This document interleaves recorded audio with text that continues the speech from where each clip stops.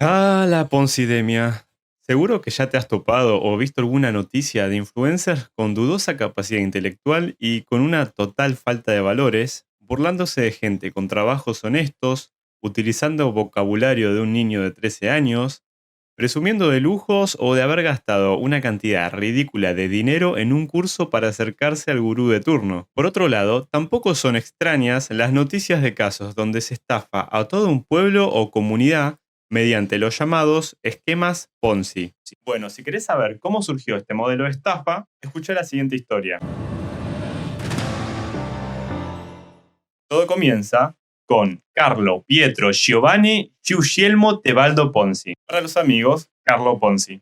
Algunas fuentes afirman que nació en Lugo. Sin embargo, en una entrevista con The New York Times, Ponzi mencionó que su familia era de Parma, otra localidad italiana. En su juventud, emigró a Estados Unidos. En una mañana de un noviembre del año 1913, bajo un frío viento y una llovizna, desembarcaba en el puerto de Boston, Estados Unidos, junto a miles de otros italianos. Su apariencia, según él, era la de una figura diminuta ataviada con ropas caras de la última moda europea. Bajo esa imagen de hijo de unos padres ricos, Ponzi escondía la realidad de que en sus bolsillos apenas llevaba un par de dólares en efectivo, pero también un claro propósito en mente: hacerse rico. Durante unos cuantos años no fue muy exigente y trabajó como lavaplatos o vendedor de fruta, entre otros trabajos de baja categoría. Además, eran trabajos que él aborrecía. En 1907, cruzó la frontera con Canadá y se estableció en Montreal, donde entró a trabajar en una entidad bancaria que al poco tiempo quebró por fraude. El propietario de la entidad bancaria huyó a México al descubrirse que estaba pagando los intereses por medio de los ingresos de nuevos clientes. Sí, este fue el primer contacto de Ponzi con lo que sería llamado más tarde un esquema Ponzi. Quedándose sin trabajo y ahorros, Ponzi intentó cobrar un cheque falsificado por lo que fue condenado a 3 años de prisión por estafa. Al salir de prisión, en 1911, fue detenido en el mismo tren en el que regresaba a Estados Unidos. Según Charles, todo se debió a un terrible malentendido, ya que se encontraba acompañando hacia Estados Unidos casualmente a unos italianos que no hablaban inglés. Por ello, un juez lo terminaría condenando por tráfico ilegal de inmigrantes. Durante 2 años más se la pasó en la cárcel, siendo liberado en el 1912. En 1917 regresó a Boston. Conoció a Rose María Geneco y se casó con ella. Cansado de ganar dinero para sus empleadores, se le ocurrió la idea que debía hacerlo rico: la Guía del Comerciante, una publicación gratuita que sería financiada gracias a la publicidad, la cual podría haberle dado muchos beneficios económicos, excepto por el detalle de que ningún banco le financió el proyecto. Casi sin dinero, haría de su oficina un espacio de trabajo compartido, subarrendando el local a otros inquilinos. Pero una mañana se daría cuenta de algo a lo que podría sacarle provecho. Revisando su correspondencia, encontró la carta de una compañía española interesada en su guía, que solicitaba una copia de la publicación. Para hacerla llegar a España, adjuntaba unos sellos de respuesta internacional. Se trataba de cupones prepagados que permitían realizar envíos al remitente desde el extranjero sin coste para el emisor. Por un acuerdo internacional, estos cupones no tenían en cuenta la fortaleza de la moneda de cada país. Así, los sellos emitidos en un país con una divisa débil, como España,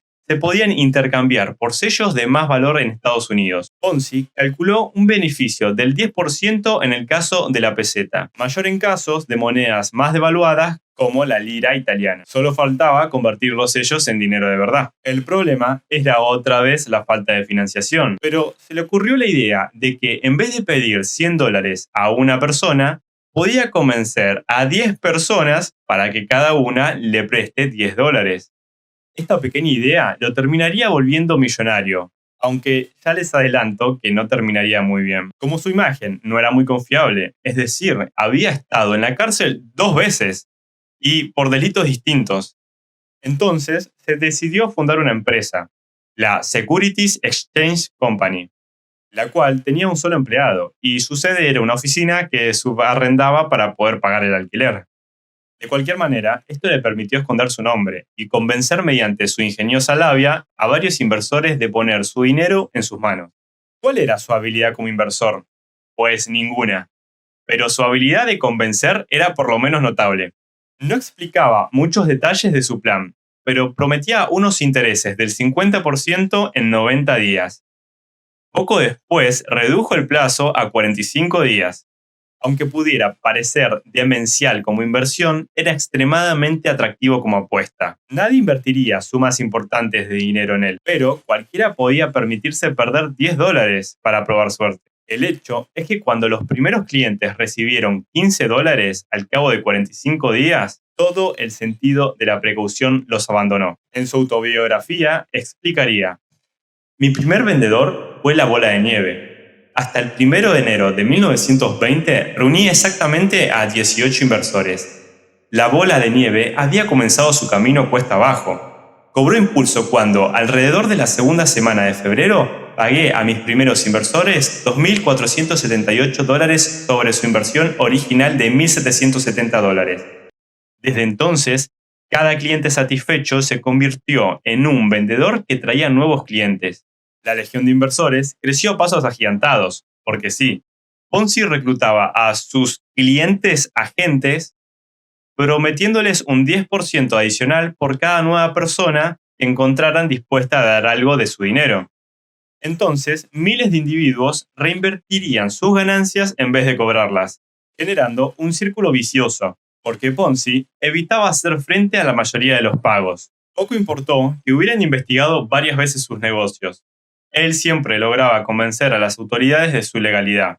Tampoco importaba mucho que no hubiera ideado ningún plan para convertir los sellos de respuesta internacional en una fuente confiable de dinero.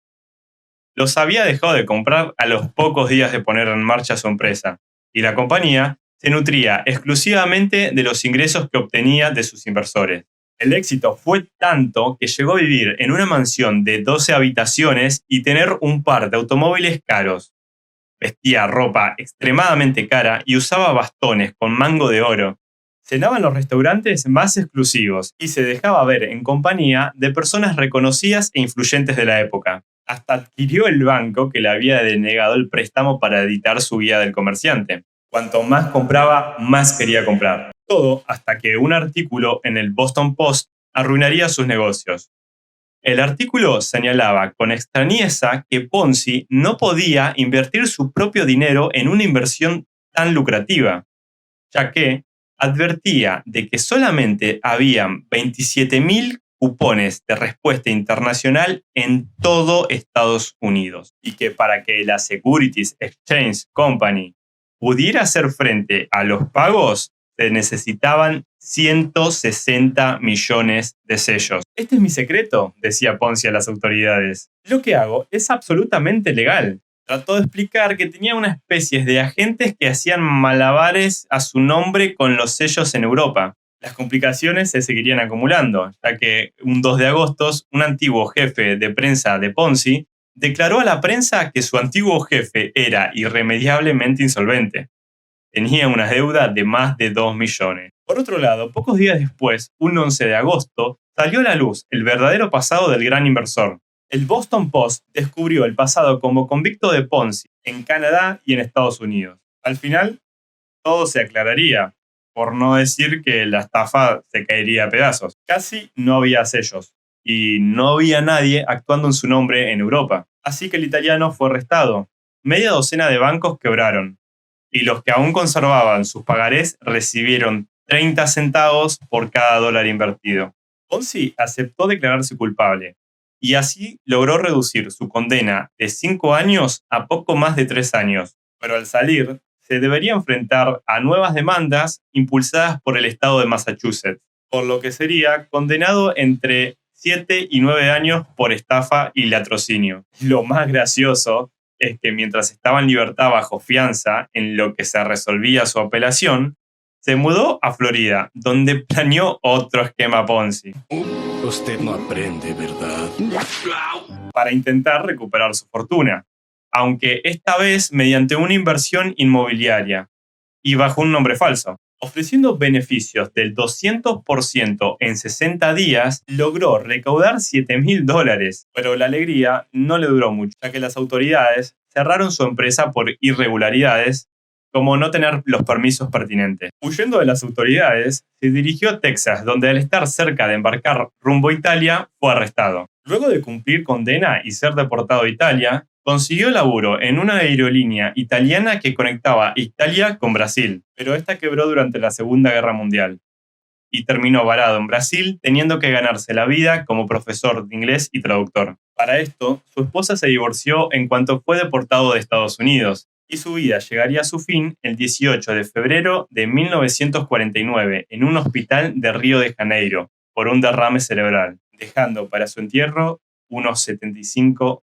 Y bueno, las ideas de este tipo siguieron estafando gente y también dando mucho cringe, o sea, mucha vergüenza ajena en las redes sociales. Pero, ¿qué podemos aprender de esto? 1. Los esquemas Ponzi siempre se venden como inversiones ligadas a algún tipo de producto o actividad, como por ejemplo, en el caso del protagonista de nuestra historia, que se escudaba detrás de los sellos y luego de lo inmobiliario, siendo esto medianamente cierto. 2. Siempre buscan la expansión del negocio atrayendo nueva gente, mediante inversiones mínimas que suelen dar pequeños retornos al inicio para fomentar la reinversión de ese dinero. 3. Los exponentes de estos esquemas deben mostrarse como tremendamente exitosos para cautivar y persuadir a potenciales clientes /agentes /estafados. Suelen utilizarse frases y eslóganes que para muchos pueden sonar ridículos, pero que tienen cierto efecto motivador. 4. Las formas de los esquemas Ponzi actuales son más sutiles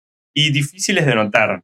En general, son más sostenibles en el tiempo y están asociados a algo de moda que llama la atención e incluso pueden llegar a generar réditos económicos para algunos usuarios, pero esto siempre será a costa del dinero de los nuevos ingresantes, por lo que los que entienden el negocio están obsesionados por meter a nueva gente y que estos permanezcan en la pirámide, al menos el tiempo suficiente para desembolsar algo de dinero y meter a algunos conocidos que repetirán el proceso al menos algunas veces antes de dejar la red.